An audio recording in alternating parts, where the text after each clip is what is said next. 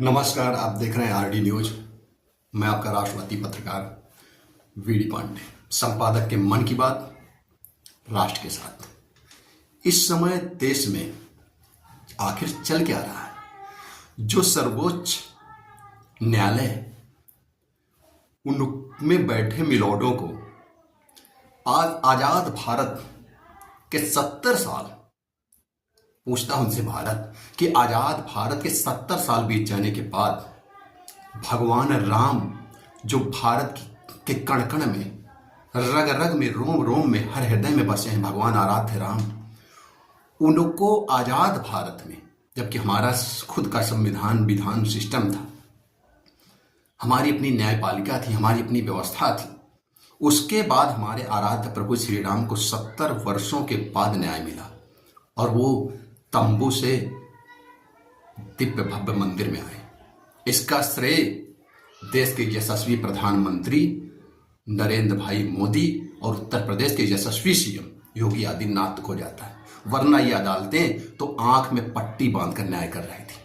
अब तो जाकर न्याय के देवी के आंख की पट्टी खोली गई मोदी सरकार में। आप कल्पना करिए कि जिस न्याय की देवी की आंख में पट्टी बंधी हो और हाथ में तराजू हो, तो न्याय कैसे समान रूप से मिल पाएगा? और कहां मिल पा रहा था? जब देश में वक्फ बोर्ड का गठन हुआ तो मिलॉट सो रहे थे और आंख में तो पट्टी देवी की बंधी ही थी। इनको कोई तकलीफ नहीं हुई। 57 इस्लामिक मुल्कों में वक्फ बोर्ड जैसी कोई व्यवस्था नहीं। भारत में क्यों?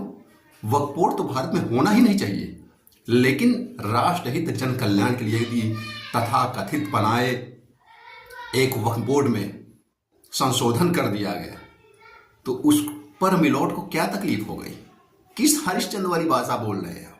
जिस देश में वक्फ बोर्ड होना नहीं चाहिए उस बोर्ड में वक्फ बोर्ड में संशोधन हो गया तो आपको तकलीफ हो गई।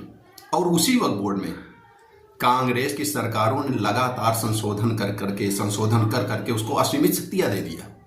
वो वक्फ बोर्ड भूमि माफिया की तरह काम करने लगा। मस्जिद की जमीन, मदरसे की जमीन, गरीब मुसलमानों की जमीन, गरीब हिंदुओं की जमीन, दलितों की जमीन, पीड़ितों की जमीन, अनुसूचित जनजाति के क्षेत्र में कब्जे, मंदिरों की जमीन, चर्च गुरुद्वारे की जमीन, रेलवे की जमीन, एयरफोर्स की जमीन, सरकारी जमीनों को कब्जा कर रहा है भूमाफिया की तरह। और उस संशोधन से, जिससे राष्ट्रहित होना है, सबको न्याय मिलना है, उससे मिलोट को तकलीफ हो गई। मिलोट की अंतरात्मा हरिश्चंद्र की भाषा बोलने लगी। मिलोट, आपकी पट्टी खुल गई है तो उस हिसाब से देखिए कि ये वक्फ बोर्ड तो होना ही नहीं चाहिए था, और यदि है और इसको खत्म कर देना चाहिए था मोदी सरकार को, लेकिन वो शक्ति नहीं जुटा पाए। कहीं ना कहीं तुष्टीकरण रही, उसमें संशोधन किया तो वो संशोधन भी आप बर्दाश्त नहीं कर पा रहे हैं। 370 धारा 35 से इस देश में आतंकवादियों के लिए एक प्लेटफॉर्म का काम कर रहे थे। जम्मू कश्मीर में एक देश के अंदर 2 विधान, संविधान, 2 सिस्टम काम कर रहे थे। तब मिलोट की अंतरात्मा नहीं जाएगी। तब मिलोट न्याय की देवी की आंख में पट्टी बंधी थी, जागना भी नहीं था। जिस तरह से इस देश में अपने ही लोग, बहुसंख्यक लोग पलायन कर रहे हैं। जम्मू कश्मीर से कश्मीरी पंडित, सनातनी हिंदू जिस तरह से पलायन किया अपने ही मुल्क में, उस पर मिलोट की आत्मा नहीं जागी। बंगाल में कत्लेआम हो रहा है, दलितों पर, पिछड़ों पर अत्याचार हो रहे हैं, उस पर मिलोट की अंतरात्मा नहीं जागी। और ना ही यहाँ जो तथाकथित संविधान को लेकर जेब में घूम रहे हैं इंडी गैंग या अन्य जो लोग हैं, उनकी अंतरात्मा जाग रही है। इस देश में सबको बोलने की आज़ादी है। फिलिस्तीन के झंडे लहराए जा रहे हैं। फिलिस्तीन जिंदाबाद संसद में बोला जा रहा है। और सबसे बड़ी चीज, मिलोट जब सब कुछ आप ही करेंगे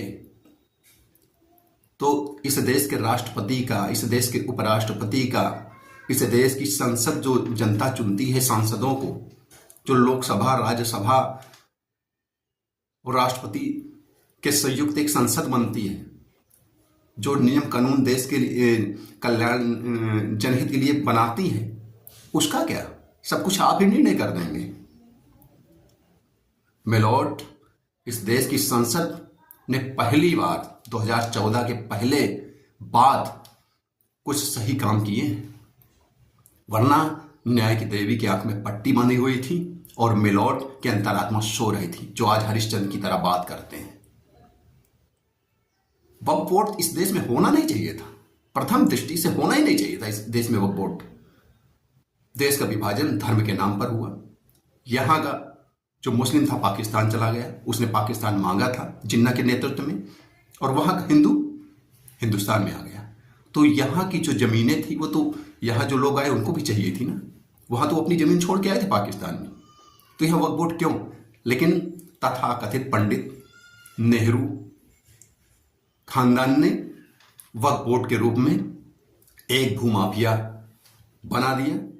आज वक्फ बोर्ड के पास पाकिस्तान से बड़ा भी भूक्षेत्र भारत के अंदर है, बन गया। रेलवे और सेनाओं के बाद तीसरे नंबर पर उसके पास जमीन है। वो जहां चाह रहा है भस्मासुर की तरह जाके अपने पैर जमा ले रहा है। दलित आबादियों में उसकी जमीनें उनको बेघर किया जा रहा है। अभी हाल में तमिलनाडु में 150 के ऊपर किसानों को नोटिस पकड़ा दिया गया कि ये वक्फ बोर्ड की जमीन है। मदरसे की जमीन, मस्जिद की जमीन, मंदिर की जमीन, गुरुद्वारा की जमीन, चर्च की जमीन, सरकारी जमीन, हर जगह जाके वो कब्जा कर ले रहा है। और मिलोट की अंतरात्मा संशोधन पर जाग गई। इस देश को बचाना है तो सही निर्णय दीजिए, और तारीख पर तारीख, तारीख पर तारीख आम आदमी परेशान है, उस पर मिलोट की अंतरात्मा नहीं जागती, और ना उनकी समस्या और परेशानी को यहाँ की पार्टियां देख पा रही हैं और न मिलोट देख पा रहे हैं। जय हिंद, जय भारत, वंदे मातरम।